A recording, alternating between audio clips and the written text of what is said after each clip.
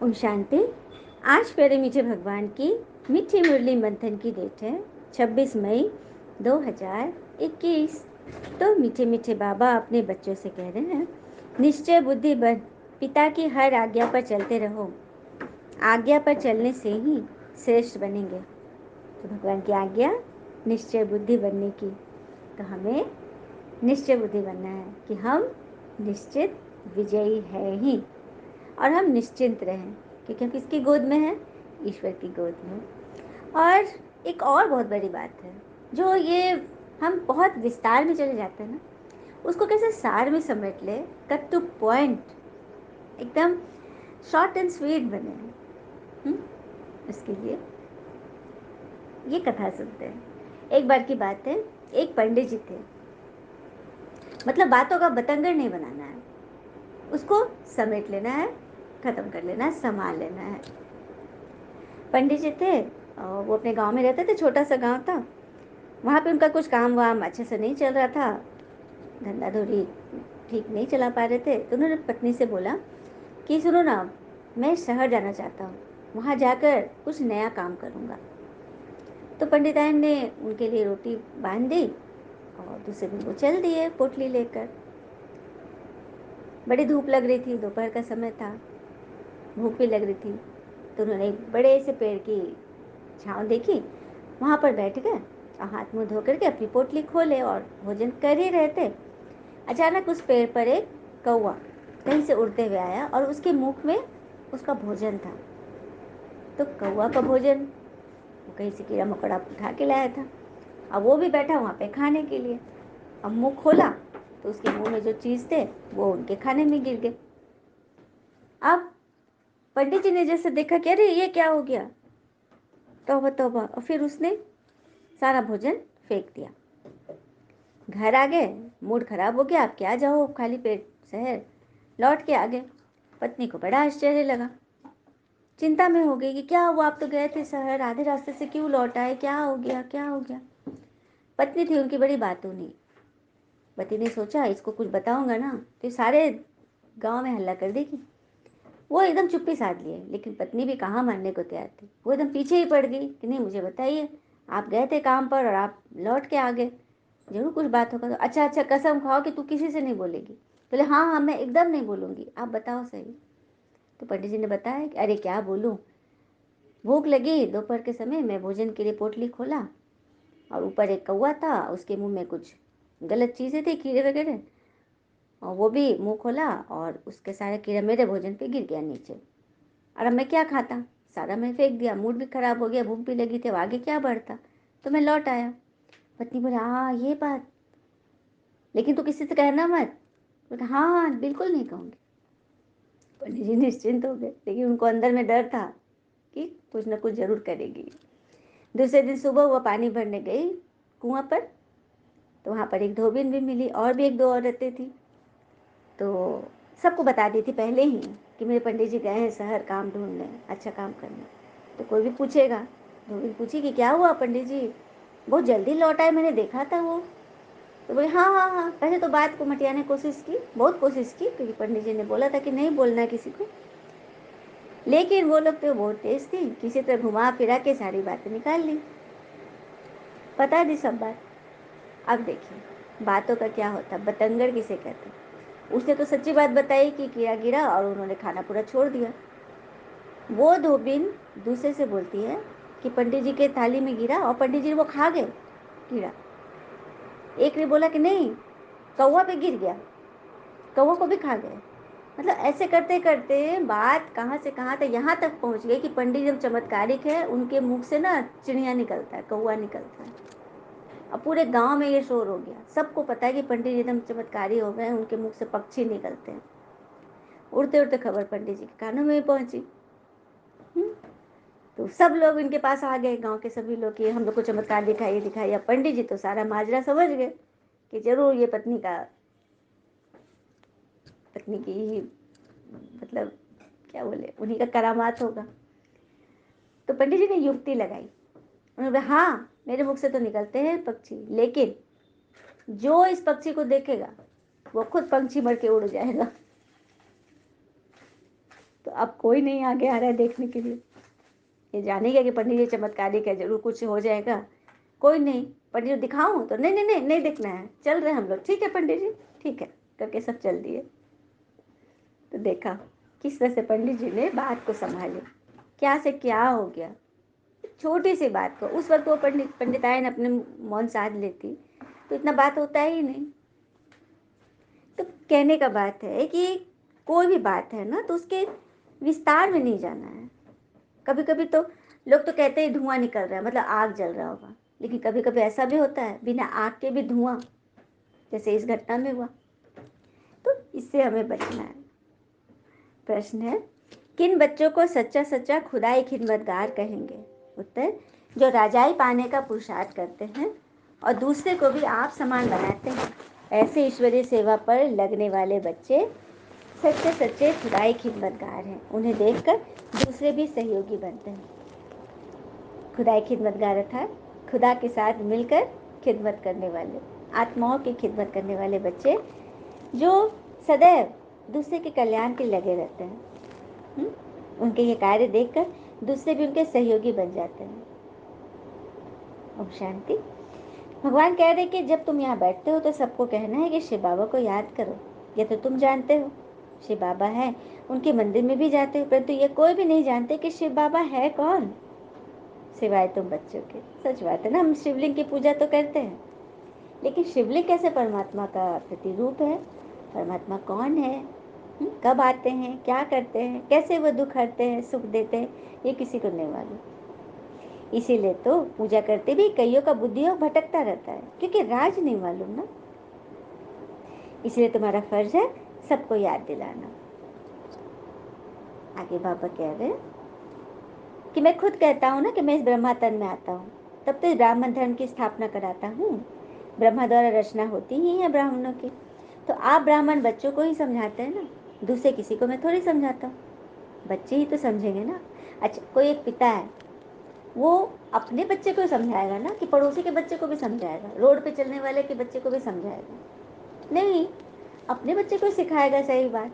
तो सीधा परमात्मा बाबा शिव बाबा हम बच्चों को सिखा रहे हैं, क्योंकि हम बच्चे उनके सम्मुख है ना। तो ये बाबा कह रहे हैं निश्चय बुद्धि पिता की आज्ञा पर चलेंगे तो श्रेष्ठ बन जाएंगे। फिर आगे बोल रहे बाबा अभी तुम जानते हो तुम बच्चे देवताओं जैसे बन रहे हो।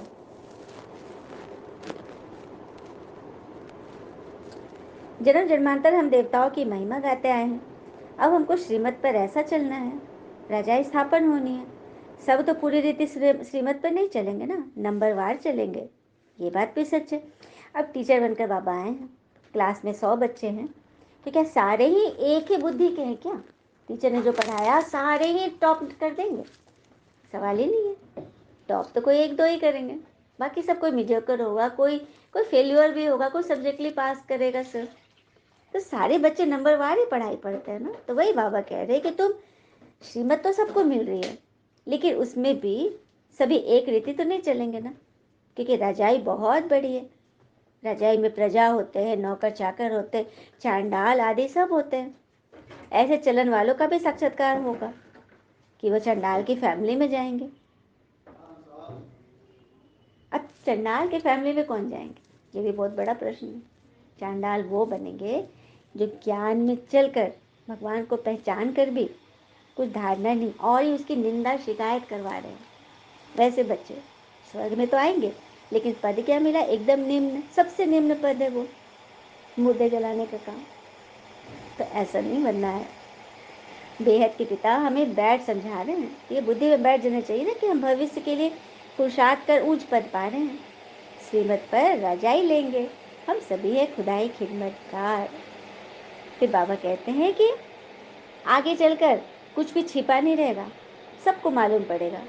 इसको ही ज्ञान का प्रकाश कहा जाता है। रोशनी मिलती जाती है, मनुष्यों को कुछ भी पता नहीं, बॉस भी अंदर बनाते रहते हैं।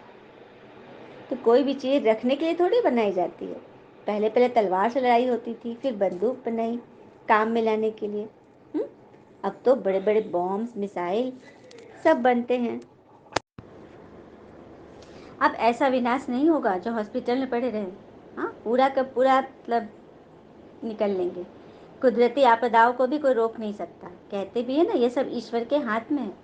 अब तुम बच्चे समझते हो विनाश तो होना ही है, अकाल पड़ना है, पानी नहीं मिलेगा, सो भी तुम जानते हो। कोई नई बात नहीं है, कल पहले भी ऐसा हुआ था। भगवान देखो हमें हर पेपर के बारे में हूबहू मतलब पूरा क्लियर करके बता रहे हैं कि आगे क्या होना है। हाँ, तो इसमें घबराने की बात नहीं है। तो जल्दी जल्दी पुरुषार्थ करो, याद में रहो तो खाद निकलती जाएगी। तुमको तो यहाँ ही सतो प्रधान बनना है, नहीं तो सजाए खाकर फिर अपने अपने धर्म में चल जाएंगे।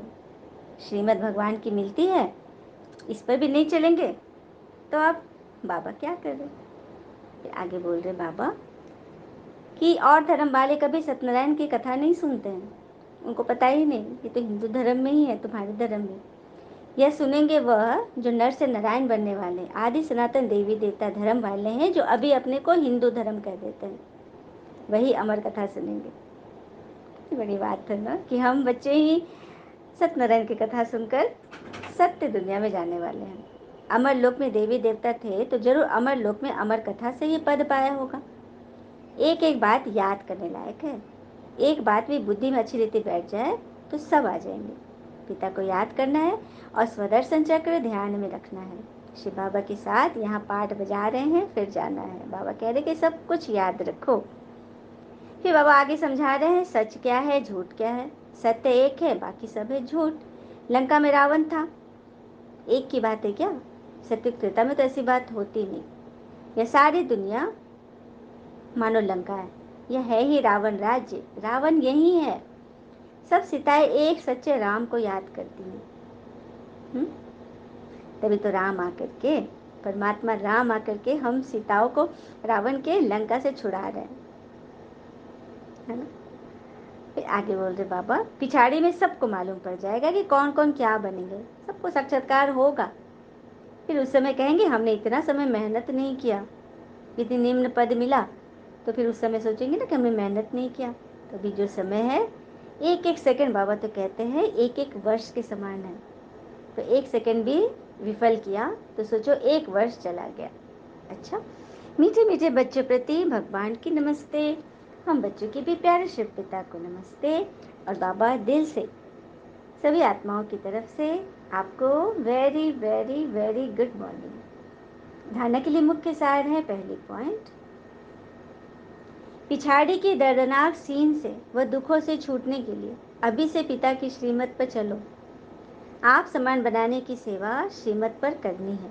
मैंने पिछाड़ी की जो सीन आने वाली है ड्रामा में, जो लास्ट की सीन आएगी, उसको देखने के लिए अभी से अभ्यासी बनो, अचल अडोल बनो, अपनी दृष्टि को इतना पक्का करो, इतनी शक्तिशाली बनो। उसके लिए क्या करना होगा? हर मिनट, मतलब हर घंटे में 1 मिनट भगवान को याद करें। एक तो ये हो गई। और दूसरा, हमेशा हर कार्य के करने के शुरुआत में परमात्मा का आह्वान करें, और जब कार्य खत्म हो जाए तो बाबा का शुक्रिया। यह अभ्यास यदि बन जाएगा तो फिर सोने पे सुहागा। जैसे हम भोजन बनाने जा रही हैं माताएं, तो बाबा चलो, मेरे साथ साथ चलो, पापा को याद कर लिए, पापा से बातें करते करते भोजन बना रहे, और जब काम खत्म हुआ तो शुक्रिया। कपड़े धोने जा रहे हैं, बर्तन धोने जा रहे हैं, हाँ, स्कूल जा रहे हैं, ऑफिस जा रहे हैं, मार्केट जा रहे हैं, कहीं भी जा रहे हैं, तो बाबा को सब कुछ बताते जाएं।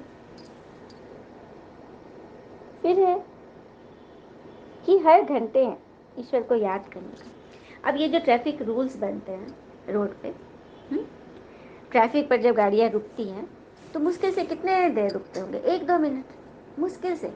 लेकिन उसमें भी सब हड़बड़ हड़बड़ करते हैं कि ट्रैफिक के कारण, ट्रैफिक रूल्स के कारण रुकना पड़ता है गाड़ी को। लेकिन यदि जगह जगह सिग्नल्स नहीं होते, चारों तरफ से गाड़ियाँ आती और इतना जैम हो जाता है कि कभी कभी घंटा भर भी रुकना पड़ता। तो 1-2 मिनट अच्छा है कि घंटा भर रुकना? बस हर घंटे में टाइम सेट कर ले, परमात्मा को याद करें। कुछ कुछ बातें तो हर सेकंड हो रही है, परिवार में कुछ न कुछ बातें आती जाती हैं, तो हर घंटे में हम बाबा को याद करने का मन बना ले। तो जो भी बातें हुई, मैंने ट्रैफिक रूल्स में अपने गाड़ी की स्पीड को रोका जाता है ना, स्पीड इतनी तेज़ी से चलती है ना ताकि एक्सीडेंट नहीं हो, स्पीड कंट्रोल रहे। इसी तरह संकल्पों की स्पीड इतनी ज़्यादा सारे दिन में चलती रहती है ना, बीच बीच में परमात्मा को याद करके उन्हें सारा शेयर करते जाएंगे तो हमारा स्पीड भी कंट्रोल होगा और गाड़ियों की एक्सीडेंट नहीं होगी। गाड़ियों मतलब और आत्माओं के साथ, क्योंकि सभी तो गाड़ी में है, सबकी आत्मा ड्राइवर है और सबका शरीर एक मोटर गाड़ी है, तो सबके साथ एक्सीडेंट ना हो जाए इसके लिए, बचने के लिए परमात्मा की याद और सारा कुछ उनको शेयर। तो ये काम यदि करेंगे ना तो बस कोई भी सीन आएगी तो उससे हम फंसेंगे नहीं। और ये नहीं कहेंगे भगवान से कि सारी दुनिया आपके सामने झुके, ऐसी दुआ कभी मत करना। सारी दुनिया आपके सामने झुके ऐसी दुआ कभी मत करना, लेकिन दुनिया की कोई ताकत आपको झुका न सके यह दुआ जरूर करना, इतनी शक्ति जरूर मानना। दूसरी पॉइंट है, सर्विस में पिता का राइट हैंड बनना है, आत्मा को खुश करने का रास्ता बताना है, सबका कल्याण करना है। सर्विस में भगवान के राइट हैंड बनना है। तो कैसे बनेंगे? जब सबके साथ आत्मिक रिश्ता जोड़ेंगे। अब कहते भी है ना, रिश्ते अगर दिल में हो तो तोड़ने से भी नहीं टूटते, और अगर दिमाग में हो तो जोड़ने से भी नहीं जुड़ते। इसीलिए दिल से नाता रखो, सबके साथ स्नेही बनो, सबके कल्याण के लिए ईश्वर का पता रास्ता बताते रहो। चलिए हम सभी भगवान से वरदान लेते हैं।